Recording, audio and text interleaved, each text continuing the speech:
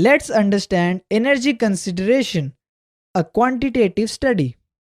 First, consider a uniform and time-independent magnetic field B perpendicular to the plane. Now consider a rectangular conductor PQRS in which the rod PQ is free to move. Now place this conductor inside the magnetic field B.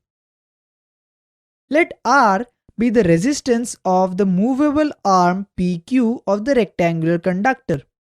The remaining arms QR, RS and SP have negligible resistances compared to R. Thus, the overall resistance of the rectangular loop is R, and this does not change as PQ is moved. The current I in the loop is I equals epsilon by R, that is equal to BLV by R.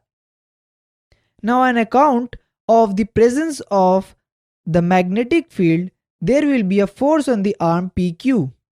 This force I into L cross B is directed outwards in the direction opposite to the velocity of the rod. The magnitude of this force is F equals ILB, that is equal to B square into L square into V by R. This force arises due to the drift of velocity of charges responsible for current along the rod and the consequent Lorentz force acting on them. Alternatively, the arm PQ is being pushed with a constant speed V. The power required to do this is FV, that is equal to B square into L square V by R. It is dissipated as joule heat and is given by I square R, that is equal to B square L square V by R, which is identical to equation A.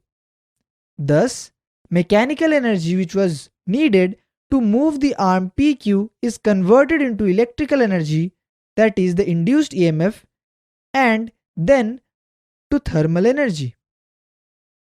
There is an interesting relationship between the charge flow through the circuit and the change in the magnetic flux.